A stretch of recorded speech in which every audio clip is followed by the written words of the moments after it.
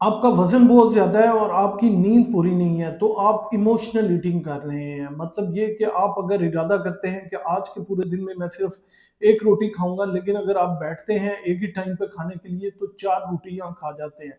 आप इसका मतलब है अंडरनरी फ़ॉर्म ऑफ जो है वो फाइबर ले रहे हैं। आप इसका मतलब ये है कि आपकी आंतड़ियाँ जो हैं वो या तो ख़राब हो गई हैं या ख़राब होने वाली हैं। आपको प्रोसेस्ड फूड और मीठे में बहुत ज़्यादा मज़ा आता है। तो अपनी आंतड़ियों को ठीक करने के लिए ना तो आपको बाज़ारी ड्रिंक चाहिए, ना कोई दवाई चाहिए और ना ही कोई सप्लीमेंट चाहिए। सिंपल जो है वो अपनी डाइट को बेहतर करें, उसमें फाइबर को इंक्रीज़ करें। आप फास्टिंग कर लें, इंटरमिटेंट फास्टिंग कर लें। 150 से 200 मिनट जो है वो हफ्ते में लाज़मी जो है वो एक्सरसाइज़ करें या पैदल चलें, प्रोसेस्ड फूड से बचें।